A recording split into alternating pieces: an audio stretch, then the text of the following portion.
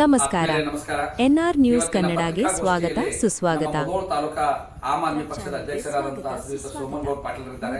ನಮ್ಮ ನಾಡಗೌಡರು ಮುಧೋಳ ನಗರ ಘಟಕ ಅಧ್ಯಕ್ಷರಾದಂತಹ ನಾಡಗೌಡರು ಇದ್ದಾರೆ. ನಮ್ಮ ಜಿಲ್ಲಾ ಯುವ ಘಟಕದ ಅಧ್ಯಕ್ಷರಾದಂತಹ ಕೃಷ್ಣ ಪೂಜಾರಿ ಅವರಿದ್ದಾರೆ. ಹಾಗೂ ನಮ್ಮ ಬಾಗಲಕೋಟೆ ಕಾರ್ಯದರ್ಶಿಯಾದಂತಹ ಶ್ರೀಯುತ ಗಣಿ ಅವರು ಕೂಡ ಇವತ್ತಿನ ಪತ್ರಿಕಾಗೋಷ್ಠಿಯಲ್ಲಿದ್ದಾರೆ. ಇವತ್ತಿನ ವಿಷಯ ಏನಂತಂದ್ರೆ ರಾಜ್ಯ ಸರ್ಕಾರ ಮತ್ತು ಕಂದಾಯ ಇಲಾಖೆ ಅಂದ್ರ SSLR state survey land records department ಗೆ ಸಂಬಂಧಪಟ್ಟಂತ ವಿಷಯ. ಇಡೀ ನಾವೆಲ್ಲ ನೋಡ್ತಾ ಇದ್ದೀವಿ, ಸರ್ಕಾರ ಒಂಥರ ಮೊಸಳೆ ಕಣ್ಣೀರನ್ನ ಸುರಿಸ್ತಾ ಸುಮ್ಮನೆ ಕುಳಿತಿದೆ. ಎಲ್ಲ ಸದ್ದಿಲ್ಲದೆ ನಡೆಯುವಂತಹ ಮಾರ್ಚ್ 1ರಿಂದ ನಡೆಯುತ್ತಿರುವಂತಹ ಲೈಸೆನ್ಸ್ ಸರ್ವೆದಾರರ ಒಂದು ಸ್ಟ್ರೈಕ್ ಗೆ ಇಲ್ಲಿವರೆಗೆ ಯಾವ ಸರ್ಕಾರದ ಮಂತ್ರಿಗಳಾಗಲಿ, ಮುಖ್ಯಮಂತ್ರಿಗಳಾಗಲಿ, ಕಂದಾಯ ಸಚಿವರಾಗಲಿ ಯಾವುದೇ ವಿವರಣೆ ಕೊಟ್ಟಿಲ್ಲ. ಬಟ್ ಈ ಕುರಿತು ಇಡೀ ರಾಜ್ಯದಲ್ಲಿ ಸುಮಾರು 4,80,000 ಅರ್ಜಿಗಳು ಖಾಲಿ ಬಿದ್ದಿದ್ದಾವೆ. ನಾನು ಕೃಷ್ಣ ಬೈರೇಗೌಡರಿಗೆ ಪ್ರಶ್ನೆ ಮಾಡ್ತೀನಿ. ಯಾಕಂತಂದ್ರೆ ಕೃಷ್ಣ ಬೈರೇಗೌಡರು ಕೃಷಿ ಇಲಾಖೆಯಲ್ಲಿದ್ದಾಗ ಬಹಳಷ್ಟು ಅತ್ಯುತ್ತಮವಾದಂತಹ ಕೆಲಸಗಳನ್ನು ಮಾಡಿ ಅಲ್ಲಿರುವಂತಹ ಭ್ರಷ್ಟಾಚಾರವನ್ನ ಸುಮಾರು 70ರಿಂದ 80% ನಿಷ್ಕ್ರಿಯಗೊಳಿಸಿ ಅಂದ್ರೆ ಪಾರದರ್ಶಕ ಆಡಳಿತಕ್ಕೆ ಒಂದು ಅವಕಾಶ ಮಾಡಿಕೊಟ್ರು. ಅದೇ ರೀತಿ ಈ ಕಂದಾಯ ಸಚಿವರಾದ್ಮೇಲೆ 2.0 ಸಾಫ್ಟ್ವೇರ್ ತಗೊಂಡ್ರು, ರೈತರಿಗೆ ನೇರವಾಗಿ ಉತ್ತಾರ ಸಿಗುವ ಹಾಗೆ ಮಾಡಿದ್ರು. ಈ ಗ್ರಾಮ ಪಂಚಾಯತ್ ಇನ್ನಿತರ ಅವ್ಯವಹಾರ, ಭ್ರಷ್ಟಾಚಾರ, ಲಂಚ ಉಳಿತನಕ್ಕೆ ಒಂದು ತಿಲಾಂಜಲಿ ಹಾಡಿ 2.0 ಸಾಫ್ಟ್ವೇರ್ ತಂದು ಎಲ್ಲರೂ ಕೂಡ ತಮ್ಮ ಮೊಬೈಲ್ ನಲ್ಲಿ ಉತ್ತಾರ ಹಾಕಿ ಮಾಡಿದ್ರು. ಇನ್ನು ಅವರಿಗೆ ಒಂದು ಕಿವಿ ಮಾತು ಹೇಳಲಿಕ್ಕೆ ಇಚ್ಛೆ ಪಡ್ತೀನಿ. ಆತ್ಮೀಯರಾದಂತಹ ಕೃಷ್ಣ ಬೈರೇಗೌಡ ಸಚಿವರೇ, ಇವತ್ತು 2002ರಲ್ಲಿ ಸರ್ವೆ ಇಲಾಖೆಯಲ್ಲಿ ಲೈಸೆನ್ಸ್ ಸರ್ವೆ ಹುದ್ದೆಗಳ ಸೃಷ್ಟಿ ಆಯಿತು. ಇವತ್ತಿನವರೆಗೂ ಸುಮಾರು 23 ವರ್ಷ ಅಂದ್ರೆ ಸುಮಾರು 25-26ನೇ ವಯಸ್ಸಿಗೆ ಆಯ್ಕೆಯಾದಂತ ಒಬ್ಬ ಸಿವಿಲ್ ಇಂಜಿನಿಯರ್, ಒಬ್ಬ BE ಮುಗಿಸ್ಬೇಕಾದ್ರೆ ಏನ್ ಕಷ್ಟ ಅಂತ ಒಬ್ಬ ರೈತನಿಗೆ ಗೊತ್ತಿದೆ, ನಿಮಗೂ ಕೂಡ ಗೊತ್ತದ.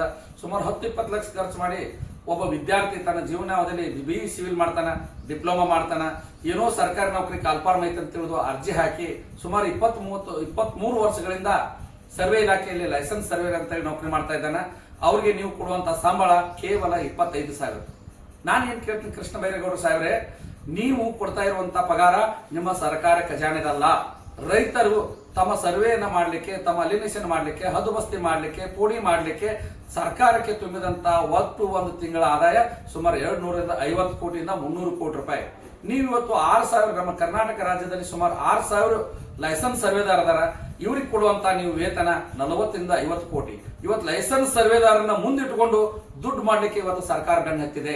ಸುಮಾರು 200ರಿಂದ 250 ಕೋಟಿ ರೂಪಾಯಿಯನ್ನು ಉಳಿಸಿಕೊಂಡು ನೀವು ಸರ್ಕಾರಕ್ಕೆ, ಒಂದು ಜನರಿಗೆ, ಇವತ್ತಿನ ರೈತರಿಗೆ, ಇವತ್ತಿನ ಸಮಾಜಕ್ಕೆ ಅನ್ಯಾಯ ಮಾಡ್ತಾ ಇದ್ದೀರಿ. ಅಷ್ಟೇ ಅಲ್ಲದೆ ಆ ವ್ಯಕ್ತಿಯ ಬಗ್ಗೆ ನಾವು ನೋಡ್ತಾ ಹೋಗೋಣ. ಇವತ್ತು ನೀವು ಸರ್ಕಾರಿಯಲ್ಲಿ ಸರ್ವೇದಾರರು, ಸರ್ಕಾರಿ ಸರ್ವೇರು, ಗವರ್ಮೆಂಟ್ ಸರ್ವೇರು ಸುಮಾರು 2,800 ಜನ ಇದ್ದಾರೆ. ಇಷ್ಟರ ಮೇಲೆ ನಿಮ್ಗೆ ಏನಾದರೂ ಅಧಿಕಾರ ನಡೆಸಲಿಕ್ಕೆ ಸಾಧ್ಯ ಇದೆಯಾ? ಎಲ್ಲ ಜನರಿಗೆ ಒಂದು ವ್ಯವಸ್ಥೆಯನ್ನು ಮಾಡಿಕೊಡ್ಲಿಕ್ಕೆ ಸಾಧ್ಯ ಇದೆಯಾ? ಕೇವಲ ಮಾರ್ಚ್ 1ರಿಂದ ನಡೆದಂತ ಒಂದು ಧರಣಿ ರಾಜ್ಯದಲ್ಲಿ ಸುಮಾರು 4,80,000 ಅರ್ಜಿಗಳು ಬಿದ್ದಿದ್ದಾವೆ. ಅವಕ್ಕೆ ಯಾವುದೂ ಇವತ್ತಿನವರೆಗೆ ಸರ್ವೆ ಆಗ್ತಾ ಇಲ್ಲ. ರೈತರು ಖರೀದಿ ಕೊಡಬೇಕಾದ್ರೆ ಖರೀದಿ ಆಗ್ತಾ ಇಲ್ಲ. ಮೊದಲೇ ಮಾರ್ಚ್ ತಿಂಗಳು ರೈತರು ಸಾಲ ಸೋಲ ಮಾಡಿ ತಮ್ಮ ಹೊಲವನ್ನು ಅಡವಿಟ್ಟು ಸಾಲ ಮಾಡಿ ಬ್ಯಾಂಕ್ ಲೋನ್ ತೆಗೆದಿರ್ತಾರೆ. ಅಲ್ಲಿ ಅವರು ಏನಾದರೂ ಖಾತೆ ಬದಲಾವಣೆ ಮಾಡಿ, ಹಕ್ಕು ವಾಟನೆ ಮಾಡಿಕೊಂಡು, ಬದಲಾವಣೆ ಮಾಡಿ, ಹದ್ದುಬಸ್ತಿ ಫಿಕ್ಸ್ ಮಾಡಿಕೊಂಡು ತಮ್ಮ ಸಮಸ್ಯೆಗೆ ಒಂದು ಆರ್ಥಿಕ ಪರಿಹಾರ ತಗೊಳ್ಬೇಕಾದ್ರೆ ನೀವು ಅದನ್ನು ಮಾಡ್ತಾ ಇಲ್ಲ. ಸರ್ವೆ ಇಲಾಖೆ ಬಗ್ಗೆ ಹೇಳ್ಬೇಕಂದ್ರೆ ಹಮ್ಮುರಾಬಿ ಅವರು ಈ ಚೈನ್ ಸಿಸ್ಟಮ್ ಅನ್ನ ತಗೊಂಡ್ಬಂದ್ರು. ಹಮ್ಮುರಾಬಿ ಇದ್ದಾವ. ನಂತರ 1802ರಲ್ಲಿ ವಿಲ್ಲಿಂಗ್ಟನ್ ಅನ್ನೋರು ಸರ್ವೆಯನ್ನ ಆರಂಭಿಸಿದ್ರು ಇಡೀ ದೇಶದಲ್ಲಿ ಬ್ರಿಟಿಷ್ ಕಾಲದಲ್ಲಿ. ಯಾಕಂದ್ರೆ ಬ್ರಿಟಿಷರು ಮಾಡಿದಂತ ತೀನಿ ಇನ್ನೂ ನಾವು ಬದಲಾಯಿಸಲಿಕ್ಕಾಗಿಲ್ಲ. ನೀವು ಪೋಡಿ ಮುಕ್ತ ಗ್ರಾಮ ಮಾಡ್ತೀನಿ ಅಂದ್ರು ಅದನ್ನು ಕೂಡ ಸಂಪೂರ್ಣ ಮಾಡಕ್ಕಾಗಿಲ್ಲ. ಯಾಕಂದ್ರೆ ಸಾರ್ವಜನಿಕರಿಗೆ ಕಡಿದ ಹಣ ಉಳಿಸಿಕೊಂಡು ನೀವು ಸೇವೆ ಕೊಡ್ತಾ ಇದ್ದೀರಿ.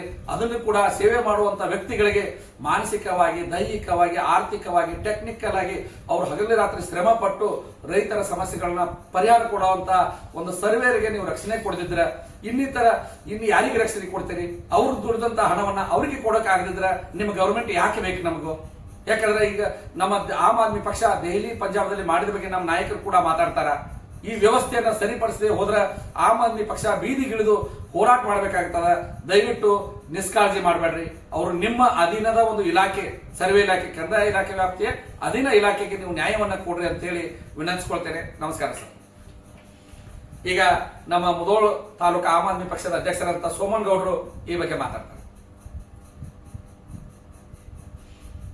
ಎಲ್ಲರಿಗೂ ನಮಸ್ಕಾರ. ಈ ಸರ್ವೆದಾರ ಈಗಿನ ಸರ್ಕಾರ 480 $4,80,000 ಅರ್ಜಿಗಳು ಬಾಕಿ. 4,80,000 ಕೋಟಿ 80,000 ಅರ್ಜಿಗಳು ಬಾಕಿ ಇದಾವೆ. ಅರ್ಜಿಗಳು ಬಾಕಿ ಇದ್ದು ಈಗಿನ ಸರ್ಕಾರದವರು ಇವ್ರನ್ನ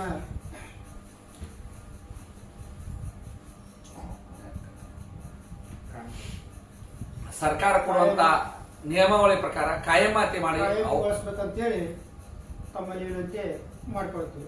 ಅದೇ ರೀತಿ ನಮ್ಮ ಜಿಲ್ಲಾ ಯೋಗ ಘಟಕದ ಅಧ್ಯಕ್ಷರಾದಂತ ಕೃಷ್ಣ ಪೂಜಾರಿ ಅವರು ಕೂಡ ತಮ್ಮ ಅಭಿಪ್ರಾಯವನ್ನು ವ್ಯಕ್ತಪಡಿಸ್ತಾರೆ.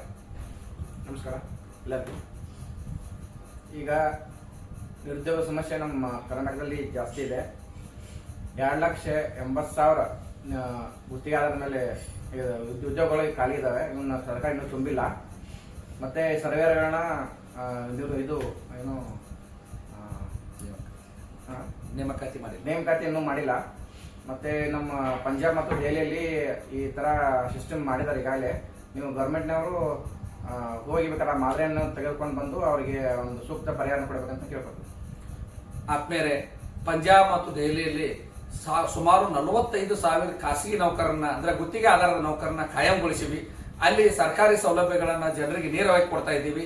ಯಾವ ವ್ಯಕ್ತಿ ಸಂಪೂರ್ಣ ಸ್ಯಾಲರಿ ತಗೊಂಡು ನೌಕರಿ ಮಾಡ್ತಾನ ಅಲ್ಲಿ ಭ್ರಷ್ಟಾಚಾರವನ್ನ ತಡೆಯಲಿಕ್ಕೆ ಸಾಧ್ಯ